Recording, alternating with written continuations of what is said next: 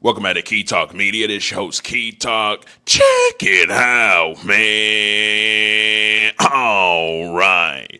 Hey, man, I want to give a big shout out to y'all like I always do before I start the video. Let y'all know that I am literally nothing without y'all. That's why I go at this every single day because I'm appreciative of those that hit that like button for me pretty much before the video even starts. But also thank for those that just hit the like button for me, period, because it does help the videos grow and it helps me grow anyway. So now that y'all hit that like button for me, let's get into the story. So we're going to start it out with none other than Sexyy Red. Now, I've actually covered Sexyy Red before. Her and her baby daddy has been getting into a whole lot of issues, a whole lot of drama has been going on between those two. It does look like the baby's father is really trying to get to see his kid, but it does look like Sexyy Red is doing a whole bunch of trolling, a whole bunch of just pretty much not trying to give him his kid. And I'm not sure if the father understands the legalities and the things that he can actually do to actually get his kid or to actually see his kid, because there's definitely legal steps that he could actually take.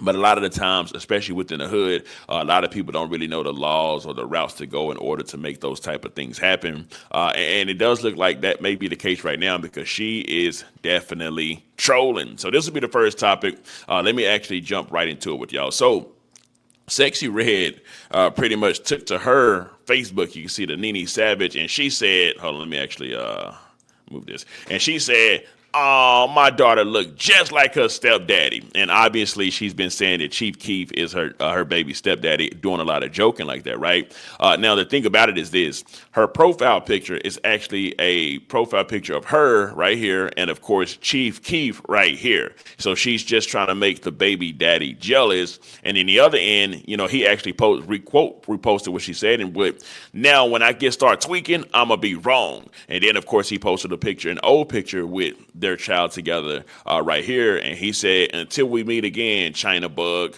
in which he then actually went to his Instagram.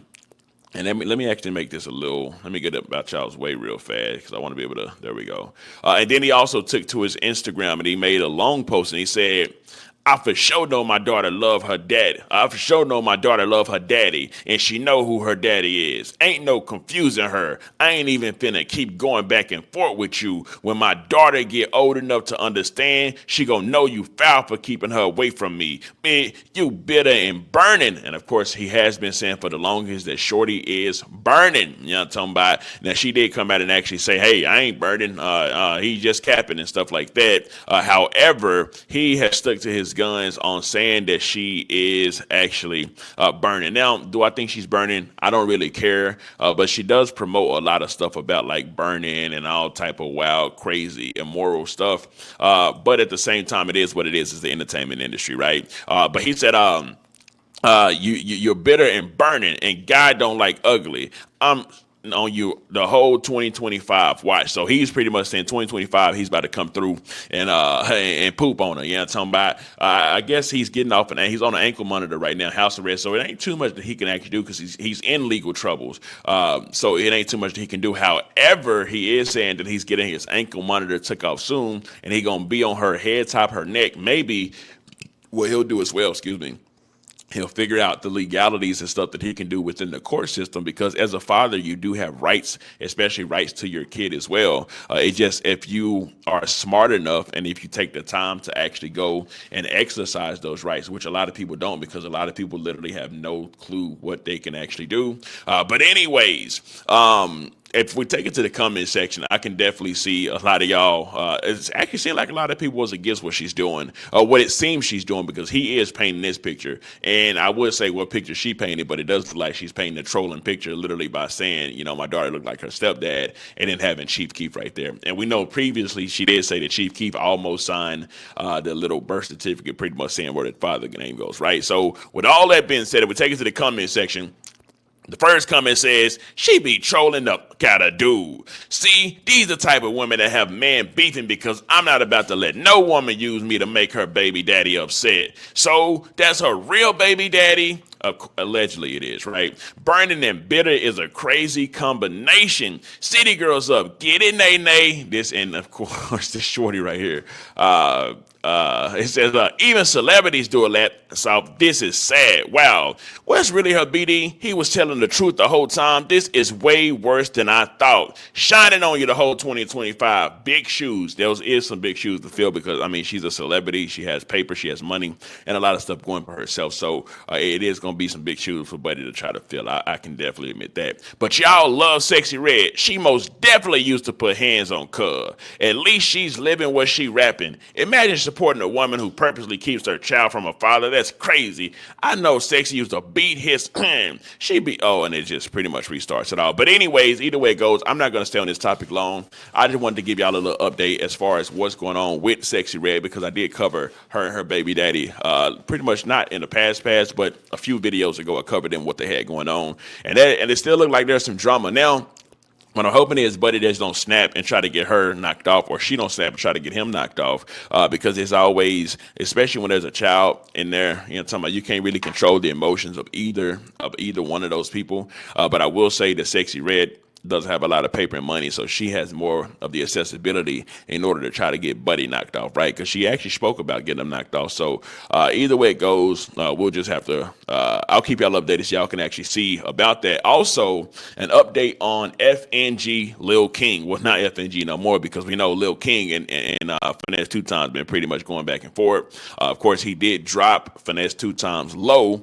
and yeah, which is something you should just never, ever do. However, it is what it is. Finesse2tymes I already said, anybody pull up, that's a free body, a free kill. So, I mean, and like I said, you got to stand on business at that point. That you have no other options. Anyways, now, what I will tell y'all is Lil King was gifted a Lambo, well, a baby toy Lambo, $60K, and of course, a iPhone 16 as his Christmas present. I'm going to play this for y'all, right? So this is the guy, Hustle Cartel, right here. This is the guy that Lil King ran from Finesse2tymes and went to this guy. Yeah.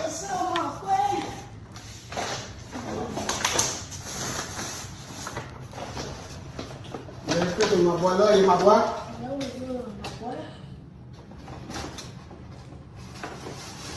You're watching Key Talk Media. 16.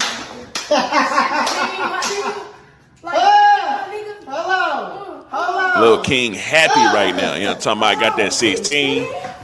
And now he about to dig back inside the bag and pull out 60 racks. Oh, no. What this is? 60. Oh, no. 60. Oh, 60 ball? 60. That's 60 ball. 60. Okay, my nigga. That's 60 ball. And of course, Lil King is only 10 years old. He's like 10 or 11 years old. So of course, that's more money than a lot of people is actually going to make in not their lifetime, but also in like a year or 2 years. That's 60 ball. Don't hit the wall now. That's 60 ball. Yeah. Oh, yeah. Oh, yeah. Oh, yeah. You in the lamb, man. We got matching lambs. Hear me, man. What we got for Christmas, man? We got matching Lamborghinis, man. Yeah. Yeah, 60 ball. I can definitely tell y'all though, Buddy is not going back with Finesse2tymes, especially after this. Now, I do hope it turns out good for Lil King, because it does like Finesse said, Buddy cares about money more than anything. And honestly, like a lot of you can chase the money like that, but a lot of time you got to be smart with it as well, right? All money ain't good money, and always chasing money ain't always the best possible thing that you can do as well. However, Buddy's only 10, 11 years old. He don't really have no proper guidance from his family. I know y'all be asking where his mama and daddy at. I think his daddy's probably in jail and his mama's a crackhead. So he just kind of screwed. Well, now he's with Hustle Gang Cartel. So hopefully Buddy, talking about take care of him. But anyways, if we take it over to the comment section, I just know y'all had some stuff to actually say about this. So the first comment says, can't wait to see him. I'm going to need that whole 60K. Oh, and this is Get Money, Lil Runny. For those that don't know, the best gambler in Texas is already gearing up to go ahead and take that 60K from Lil Buddy. I'm talking about, because Lil Buddy definitely have been gambling. I might show y'all a video of him actually gambling as well, which a lot of people's like, dang, bro, better be careful because it's very dangerous when you're out there gambling. Margie said, at all left off, but why that Lil car? Black Lil Tay. Oh, that's what's up. Just hope King goes back back to school, dropping out the fourth grade as a mother. I want to just hold him, hug him. It's all great material items, but best gift you give someone is the power of knowledge through education. Lastly, King is too small for that car. Great thought, but he needs a Can-Am four-wheeler or some type of side-by-side pray over King that he have people out for his best interest. Glad to see he had a great Christmas. When he get mad at the end, he gonna say, man, he didn't give me the 60. He took it back after the video went out. Okay, now I will say that statement right there is a very true statement. If he did in fact cap about giving Buddy that 60K, better just stay on Buddy good side, because we already seen what he did to Finesse2tymes. So if he did that to Finesse2tymes, he would literally do that to anyone that he feels may have crossed him or may just done some foul out of line stuff, right? So you definitely got to watch the patterns of people like that, right? But anyways, I'm gonna read a couple more comments, then we're going to go to the next topic. It says social media is getting really weird. Shake my head. Where the boy real parents at? Is he an orphan or something? He's definitely an orphan because his mom's a crackhead and his dad, I don't know where he's at, probably jail or something like that. But either way it goes, he ain't really got either one of them. Anyways, now what I'm gonna do next, I'm gonna get us over to the next topic, and the next topic is actually a Texas legend. Texas legend had to come out and say something. He goes by the name none other than Slim Thug. You know what I'm talking about? I know y'all know who Slim Thug was with that time where Houston Texas was running the game. He was definitely part of that era. But Slim Thug came out and he actually said something that's pretty controversial. He said that black people have to stop blaming white people and making excuses in 2025. Now, let's hear exactly what he had to say, and then we will dissect it, right? Give me just a second. Here we go. 2025, we can't blame white folks no more. We gotta let that go, kid. Them people, that wasn't even these people. That was some people before them. So, at the end of the day, everybody showed us they can do it from scratch. So we can't be worried, waiting on nobody to give us nothing. Everybody just gotta do it. No matter where you come from. You gotta do it from scratch. I ain't had shit and look at me now, so if I could've did it, you could've did it now. We gotta stop making excuses, stop waiting on motherfuckers. We gotta take advantage of this shit. We gotta be happy on purpose, doing shit that make us happy. It's 2025. We can't blame anyway. So yes, I can actually say that some parts I do agree with Slim Thug. Actually, for the most part, I agree with Slim Thug. Why? Because I'm an independent person, right? I wasn't.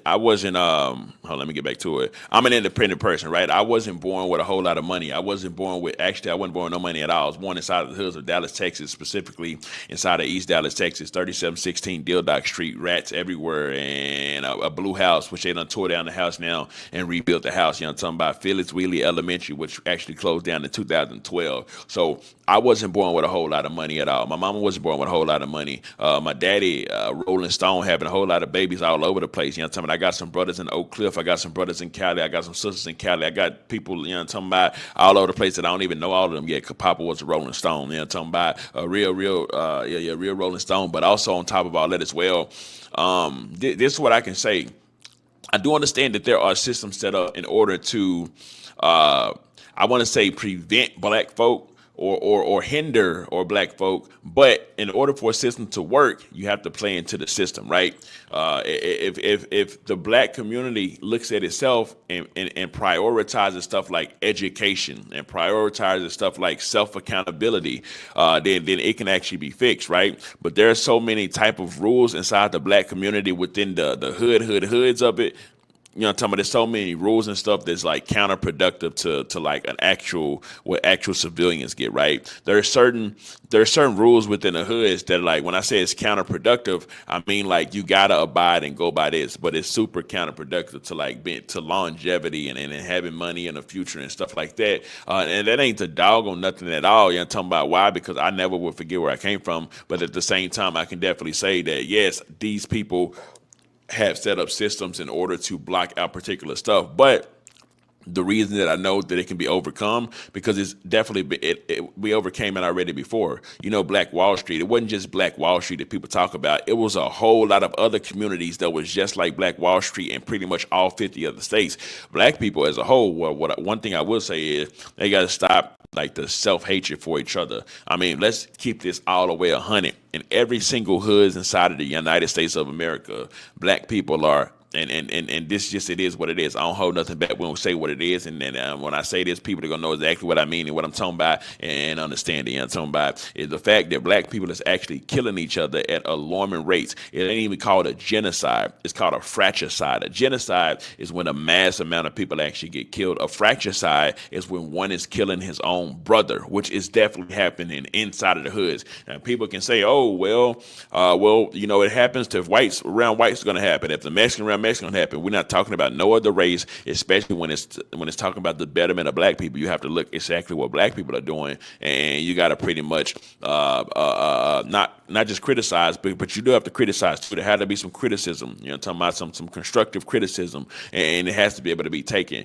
But first step, got to stop killing each other. You know what I'm talking about? It's literally in the hood right now, young niggas, right, the YNs with hits on the heads of other black people that's gonna kill them, gonna die, and it's a never ending cycle. So, and with that being said, so long as like that, it'll never be any like community or togetherness. Right now, if all that could just stop and it was some togetherness and communityness, everybody could put money together, buy buildings, buy businesses, all type of stuff. The hood ain't really got to be the hood. You know what I'm talking about? The hood can turn into something nice and glorious. You know what I'm talking about? If everybody just put their minds together, put their monies together, and practice something that's called group economics, right? Group economics is like, okay, you know how, let's just say the Jewish community or the Chinese community. You know how the Chinese community, all the liquor, not the liquor stores, but the nail stores and the hair stores inside of the hood is literally mainly owned by most people from China or any Chinese period or Vietnamese or whatever it may be,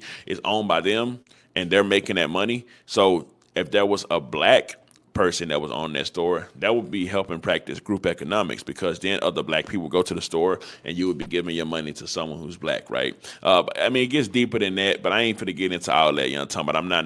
I'm not no teacher. I'm not none of that at all. I'm just frankly giving my thoughts on what Buddy just said. But it's definitely a lot of stuff that I believe black people got to take in order to try to be successful together as a unit and as a team. Do I think we anywhere near that? No, I don't think so. 'Cause I know what's going on in the streets. I know what's going on in the hoods. You know what I'm talking about? And it ain't too much togetherness. You know what I'm talking about? You got people that'll be together, end up turning their back on their own mans, all type of wild, crazy stuff, and you just never know who to trust, right?